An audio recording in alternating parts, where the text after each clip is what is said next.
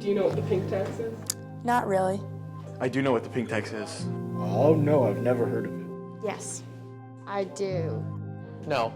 No. No. No. So what is the pink tax? The pink tax is a general term for the way that products that are geared towards women or really non-cis men tend to be more expensive. The example that's always given is the disposable razor. If you were to go to a Target or a Walmart and you were to shop for a razor, typically razors that are female branded, so they'll be pink or purple or look kind of cutesy, will actually cost more than the male counterpart. A lot of it is sexist. Manufacturers think, oh, women want them to look like this. Women need the extra, sensitive handle on the razor. They need their pens and pencils to be pink and glittery and things like that, because they're making assumptions about women that might not be true, for one, but also are not always true for all women. There are a lot of people who don't necessarily fit into this traditional gender binary. But that's not all. The pink tax even affects children and costs girls about $1,300 more than men in a year. For lawmakers, a lot of lawmakers honestly are men who, first of all, aren't usually paying for these items for themselves, but also live in a socioeconomic bracket where that amount of money is meaningless. We have to remember that not everybody lives within that bracket, right? And so when we're making or even just thinking about legislation, we can't just think about the people in power, what would help them. We need to think about the community itself. I sat down with a local mother to see how the pink tax has affected her. My name is Mary Jo Rigglesworth. I grew up with 3 sisters, so family of 6. I was one of 4 girls. And then I was blessed to have 3 daughters myself. So basically that's what I know as girls. I have a stepson who's a senior in high school. As a head of a household, I was shopping for, you're always shopping for your husband and your daughter, so comparably you see some differences. I was buying like the conditioner and realizing when the girls were young, like their hair was long.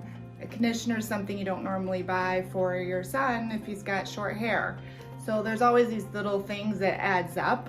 And I think I had that aha moment where I realized, okay, my mom had 4 girls, how did she do it? And then it flashed back to we all had short hair. Like so short that people thought we were boys. Basically, you're gonna be paying, I'd say twice as much. It is not cheap to live in this world as a woman. And what's worse is that girls get charged for having their periods. They are 2 different things, often get conflated because they're closely related. Throughout the United States, menstrual products at a federal level and also at many state levels are not considered essential goods. Menstrual products are considered luxury goods, means they're taxed at the rate of luxury goods, right? As though you're going to go buy a gift for someone or something special for yourself. Almost 30 states still have taxes on menstrual products. Affordability and accessibility go hand in hand. If something is too expensive, then it's not accessible to you. But people that can't afford them should not have to stay home because of a basic need. The same is true for workplaces and public areas like libraries, jails, community centers. We provide soap and toilet paper. Why shouldn't we provide period products? Now the question is, what can we do to get this tax repealed? And how could the government help? Talking to community members and seeing what's going on, because we have seen situations where things have gone from bad to worse because nobody did anything or wanted to do anything. And so I think that it's important to remember that in any case, the time to act is now. And if we think, oh, eventually things will be equal, things will be fair, things will be just, we're kidding ourselves, right? We have seen history. We have looked at what women's rights have looked like in the past decade, in the past century. And honestly, progress happens really slow. And so if we are not enacting things soon, we're not going to see their effects for years to come. People who are in charge primarily don't menstruate. However, there are politicians and lawmakers who really do truly care about their communities. The federal government needs to pay attention to what is working just fine at states when they repeal this tax. It's not a ton of money.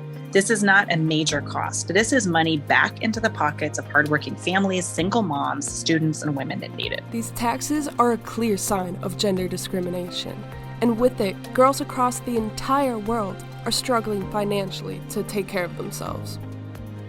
It is not fair and needs to stop.